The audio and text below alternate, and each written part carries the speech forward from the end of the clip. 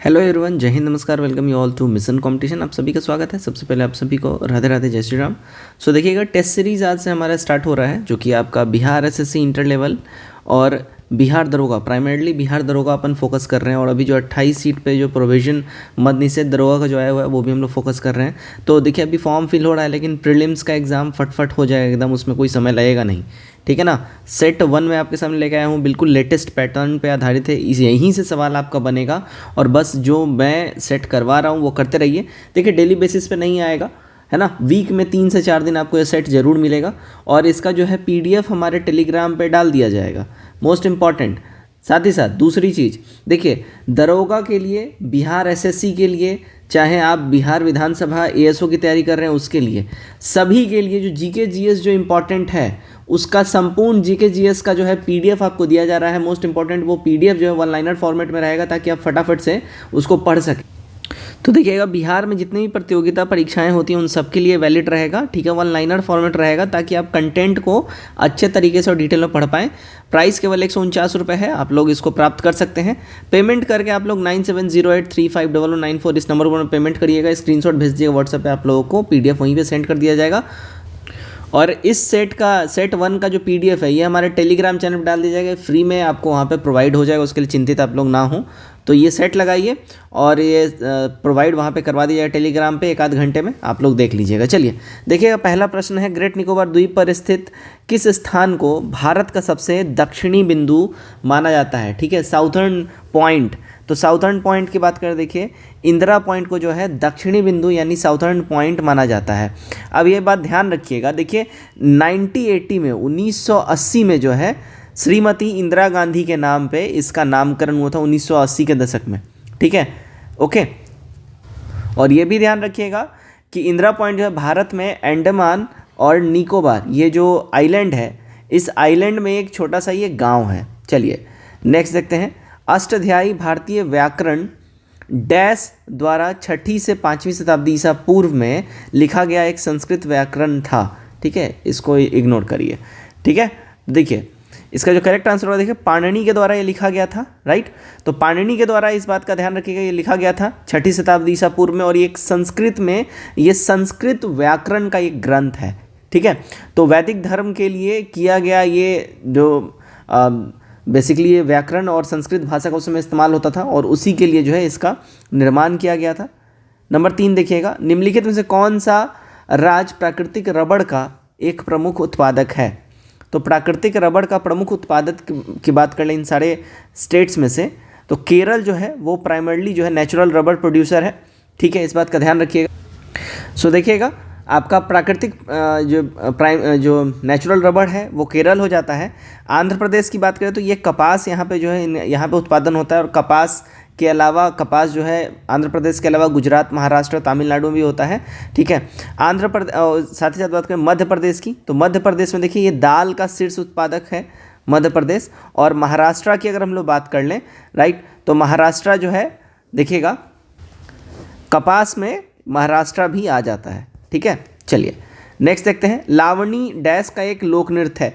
बहुत इजी है ये, बहुत इजी।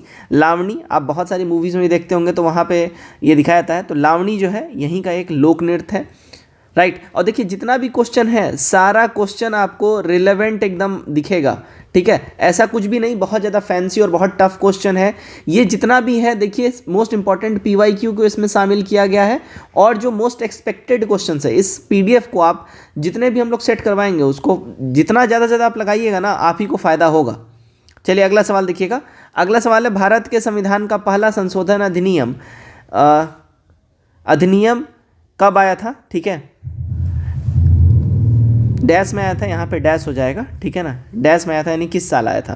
तो देखिए, जो पहला संशोधन अधिनियम है वो 1951 में जो है आया था, इस बात का ध्यान रखिए। पहला संशोधन ने भारतीय संविधान में 9th जो अनुसूची है, ठीक है, उसको ऐड किया गया था, और इसमें जो है भाषण और व्यक्ति की स्वतंत्रता को प्रतिबिंबित किया था, ठीक है, क्लियर। अब देखिएगा, पहला संशोधन जो है हमें हमारे व्यक्ति की स्वतंत्रता पर सरकारी सीमाओं से बचाता है, लेकिन यह एक निजी नियोक्ता को अपने नियम निर्धारित करने से नहीं रोकता है ना। यानी कि अगर कोई सरकारी अगर कोई कार्यालय है या कोई संस्था है, अगर वो अपना मनमानी करता है उस चीज़ से, उसको वो रोकता है। 9th जो है पहला संविधान संशोधन। लेकिन कोई अगर निजी क्षेत्र में अगर कोई ऐसा कंपनी अगर वो कुछ अपने लिए नियम कानून बनाता है तो उसको पूरी आज़ादी है। भारत के महान्यायवादी यानी अटॉर्नी जनरल की नियुक्ति कौन करता है? देखिए, इनकी नियुक्ति जो है राष्ट्रपति साहब करते हैं, इस बात का ध्यान रखिएगा, है ना।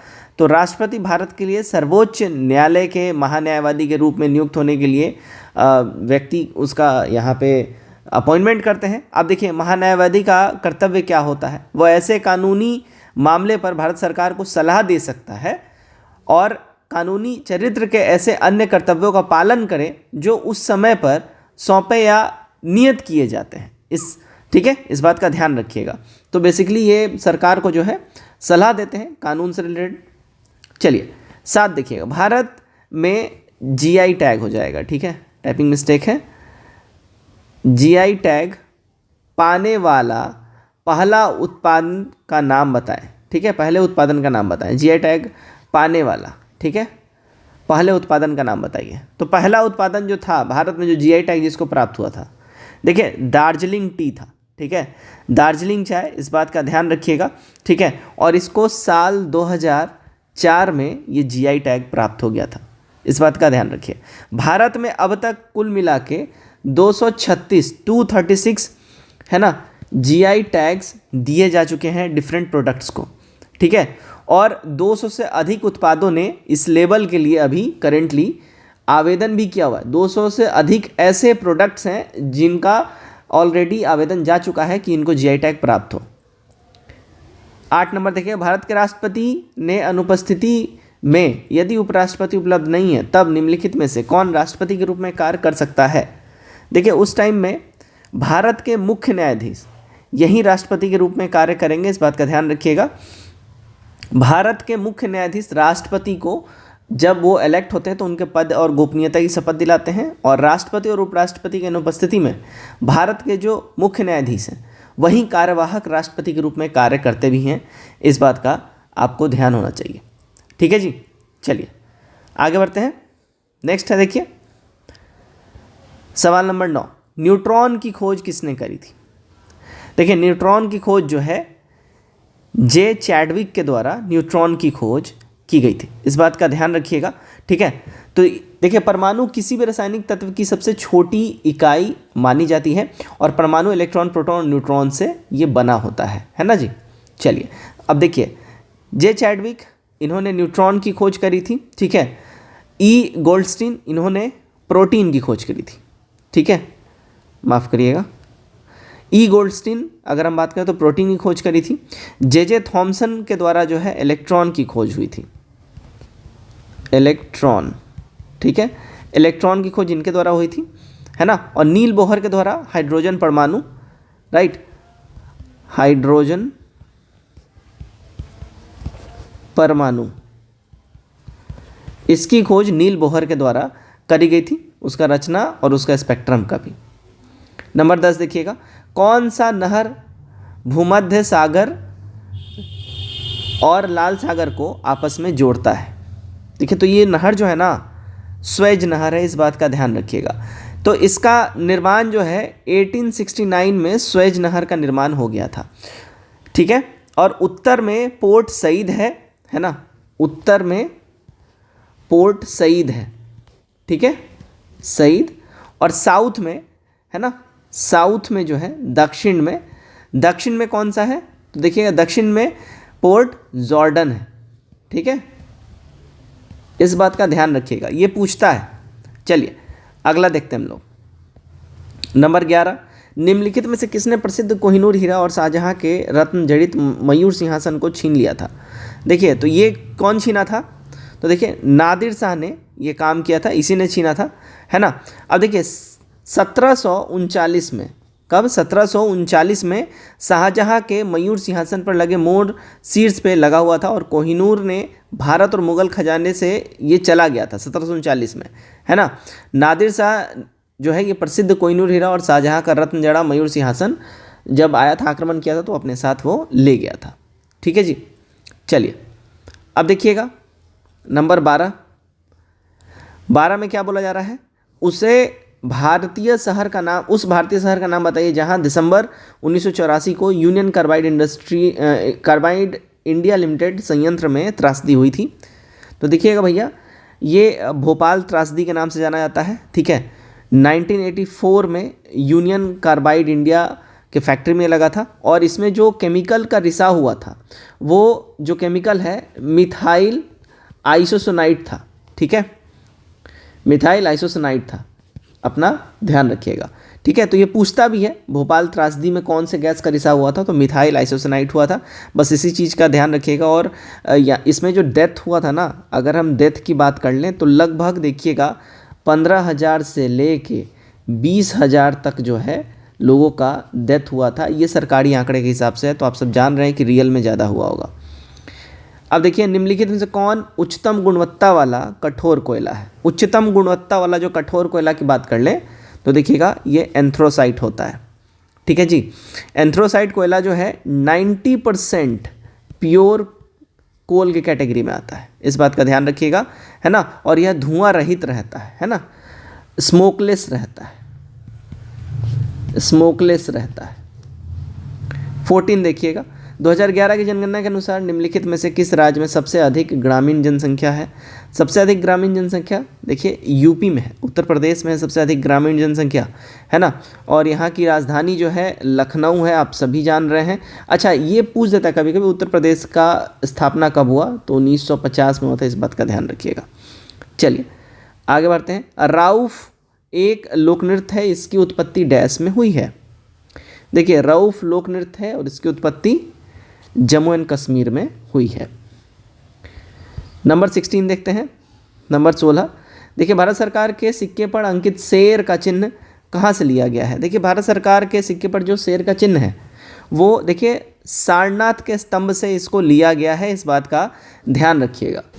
अच्छा, ये ध्यान रखिएगा, ये जो अशोक स्तंभ जो है सारनाथ में, जो अशोक स्तंभ है ये नेशनल एम्ब्लेम भी है इंडिया का, और आपको ये हर जगह दिखेगा। भारत के हर एक जो आईडी वगैरह होता है, पासपोर्ट होता है, सब जगह ये आपको दिखेगा। 17 देखिए, निम्नलिखित में से कौन सा राज्य नेपाल के साथ अपनी सीमा साझा नहीं करता है? तो भैया, नेपाल के साथ कौन सा राज्य नहीं करता है? उत्तराखंड तो करता ही है, बिहार तो अपना करता ही है, यूपी भी करता है, कौन बच गया? हिमाचल प्रदेश, करेक्ट हो जाएगा, यही नहीं करता है। ठीक, 18 देखते हैं। भारत का राष्ट्रीय गीत वंदे मातरम की रचना डैश भाषा में की गई थी? देखिए, तो जो राष्ट्रीय गीत अपना वंदे मातरम, उसका जो रचना हुआ था उसकी लैंग्वेज थी देखिए संस्कृत। संस्कृत भाषा में इसकी रचना करी गई थी। वंदे मातरम की रचना देखिए 1870 में इसकी रचना हुई थी, इस बात का ध्यान रखिएगा। और किसके द्वारा किया गया था? तो देखिए बंकिम चंद्र चटर्जी के द्वारा, बंकिम चंद्र चटर्जी के द्वारा, है ना, इनके द्वारा ही इसका हुआ था। ठीक है, जिसे उन्होंने 1982 में अपने बांग्ला उपन्यास में पब्लिश किया था। ठीक है, 1982 में इन्होंने अपने बांग्ला उपन्यास आनंद मठ में, ठीक है, आनंद मठ में पब्लिश किया था। ठीक है, चलिए, और कविता को पहली बार 1996 में रविंद्रनाथ टैगोर ने गाया था, है ना। अब ये भी पूछ देता है कि वंदे मातरम गीत कब गाया गया था, है ना। तो देखिए 1996 में, ठीक है, माफ़ करिएगा, 1896 में, 1900 मैंने बोल दिया, 1896 में गाया था। किसने गाया था? तो संग बाई रविंद्रनाथ टैगोर। ठीक है, चलिए 19 नंबर देखते हैं हम लोग। डैश में, ठीक है, डैश डैश ने हो जाएगा, डैश ने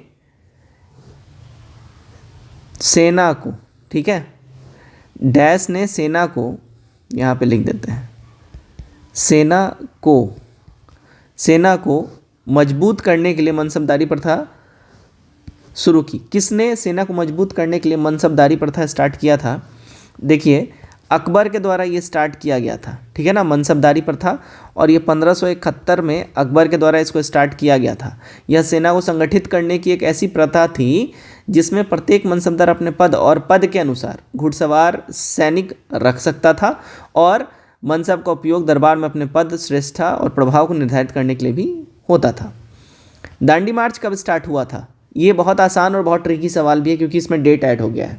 बहुत लोग यहाँ पे गलती करते हैं। देखिए, दांडी मार्च जो है 12 मार्च 1930 को स्टार्ट हुआ था, है ना।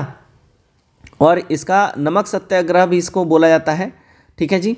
और ये 6 अप्रैल को गांधी द्वारा नमक अधिनियम को तोड़ने के लिए समाप्त भी हो गया था, ठीक है। स्टार्ट 12 मार्च को हुआ था और एंड कोई पूछ दे, एंड 6 अप्रैल, ठीक है, इस बात का ध्यान रखिएगा। तो गांधी जी और 80 सत्याग्रहियों के द्वारा साबरमती आश्रम से इसको स्टार्ट किया गया था। कुल मिला के 390 किलोमीटर, ठीक है, 390 किलोमीटर से अधिक गुजरात के तटीय गांव दांडी से पैदल इन लोगों ने यात्रा किया था। चलिए नंबर 21 देखते हैं हम लोग, राइट। तिब्बत में ब्रह्मपुत्र नदी के रूप में जाना जाता है। देखिए करेक्ट आंसर हो जाएगा सांगपो, इसी को तिब्बत में ब्रह्मपुत्र नदी के रूप में जाना जाता है। 22 नंबर देखते हैं। भारत में झूठ का सबसे बड़ा, अरे जूट हो जाएगा टाइपिंग मिस्टेक है, जूट है ना। जूट का सबसे बड़ा उत्पादक राज्य कौन सा है? देखिए सबसे बड़ा उत्पादक राज्य जूट का जो है भारत में वो वेस्ट बंगाल है, इस बात का ध्यान रखिएगा, ठीक है। जूट जो है बेसिकली ये एक खरीफ फसल है, ठीक है, इस बात का भी खास करके ध्यान रखिएगा, यह एक खरीफ फसल है, ठीक है, इस बात का आपको ध्यान होना चाहिए। चलिए नेक्स्ट देखते हैं 23 नंबर। किस वैज्ञानिक या वैज्ञानिकों ने सापेक्षता के सिद्धांत का प्रस्ताव रखा था? तो सापेक्षता का सिद्धांत का प्रस्ताव रखा गया, देखिए एल्बर्ट आइंस्टाइन के द्वारा, इस बात का ध्यान रखिएगा। सापेक्षता एक ऐसा सिद्धांत है जो एल्बर्ट आइंस्टाइन के द्वारा बताया गया था। इसमें कहा गया था कि अंतरिक्ष और समय एक दूसरे के सापेक्ष हैं और सभी गतियाँ एक निर्देश तंत्र के सापेक्ष होनी चाहिए, ठीक है। ये एक धारणा है जिसमें ऐसा कहा गया है कि भौतिक के नियम हर जगह समान होते हैं। यह सिद्धांत सरल है लेकिन समझने में इसको आसानी नहीं है, कठिन नहीं है। 24 देखिएगा। भारत के संविधान के किस अनुच्छेद में पोषण के स्तर और जीवन स्तर को बढ़ावा देने के लिए और सार्वजनिक स्वास्थ्य में सुधार के लिए राज्य के कर्तव्य के बारे में बात की गई है?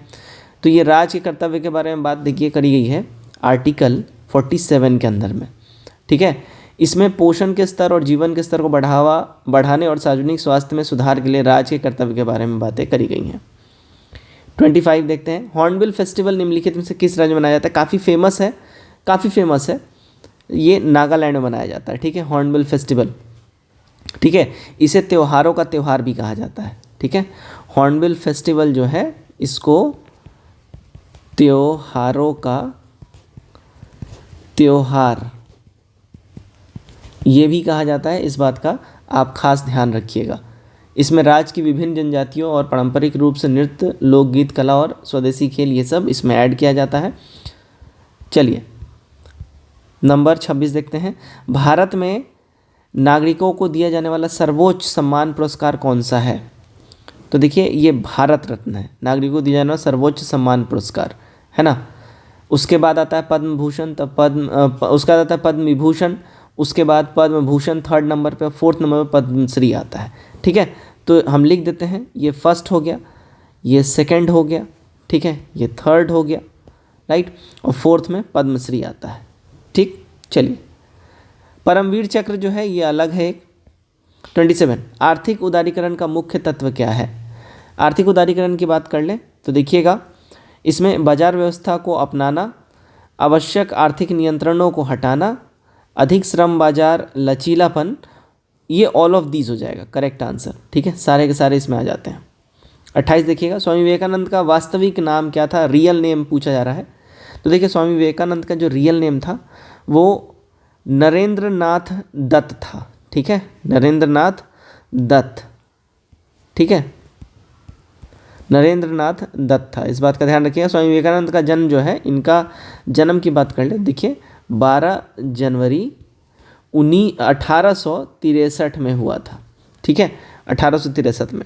और उनके जन्मदिन को भारत में जो है राष्ट्रीय युवा दिवस के रूप में मनाया जाता है, ठीक है, national youth day, national youth day इन्हीं के बर्थडे पे होता है 12 जनवरी को हर साल, इस बात का ध्यान रखिएगा, ठीक है।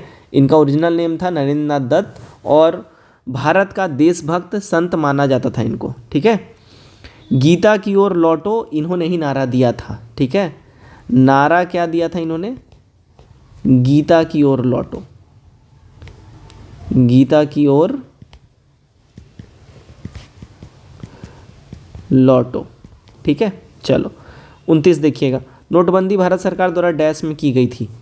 ठीक है, ये नोटबंदी जो है भारत सरकार के द्वारा देखिएगा नवंबर 2016 में किया गया था, जिसमें 1500 का नोट उसमें बंद कर दिया गया था। 30 भारत में एक राज्य के राज्यपाल के पद का आधिकारिक कार्यकाल कितने दिनों का होता है? देखिए ऑफिशियल जो इनका कार्यकाल होता है वो 5 ईयर्स का होता है, वी ऑल नो दैट। ठीक है जी, चलिए और ध्यान रखिएगा जो राज्यपाल होते हैं ये राष्ट्रपति के प्रसाद पर्यंत अपना पद धारण करते हैं, मतलब राष्ट्रपति जब चाहेंगे इनको इनके पद से हटा सकते हैं और ये कोई क्वेश्चन भी नहीं पूछ पाएंगे। बीरबल का वास्तविक नाम क्या था? तो बीरबल का जो वास्तविक नाम था वो था महेश दास।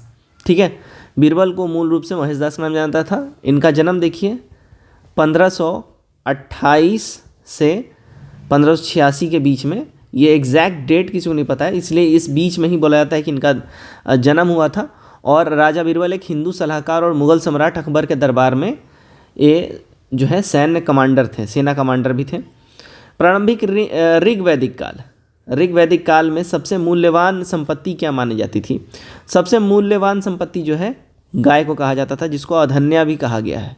ठीक है, जिसको कोई दान नहीं किया जा सकता है। ठीक है, उस समय का समाज पितृसत्तात्मक था और ऋग्वेद काल में गाय को गोधन या गाय का धन भी कहा जाता था। ठीक है, आर्यों के लिए मुख्य भोजन उस समय गाय का दूध ही हुआ करता था। ठीक है, चलिए 33 देखिएगा, अंतर्राष्ट्रीय समझौता मॉन्ट्रियल प्रोटोकॉल किससे संबंधित है?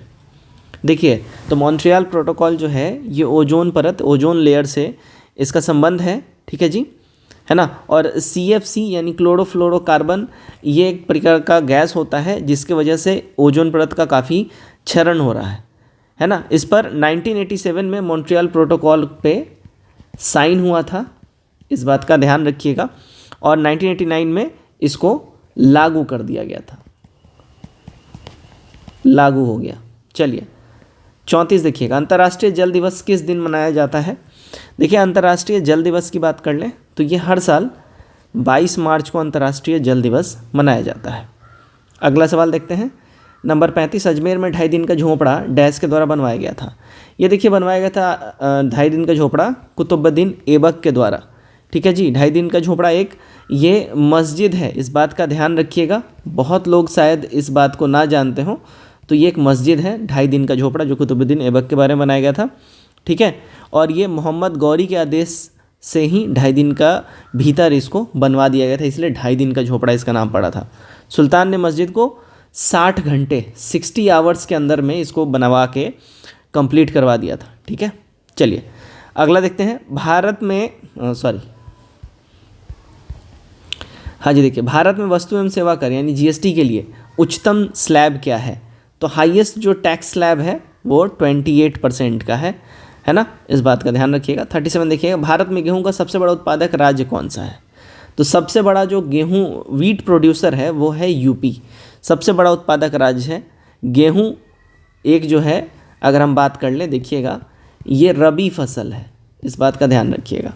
ठीक है, ये एक रबी फसल है। चलिए 38 नंबर, कपास की फसल के लिए कौन सा मिट्टी का क्षेत्र अधिक उपयुक्त है? तो अधिक उपयुक्त जो क्षेत्र होता है कपास की खेती के लिए वो मध्य काली मिट्टी का क्षेत्र अधिकतम उपयोग होता है।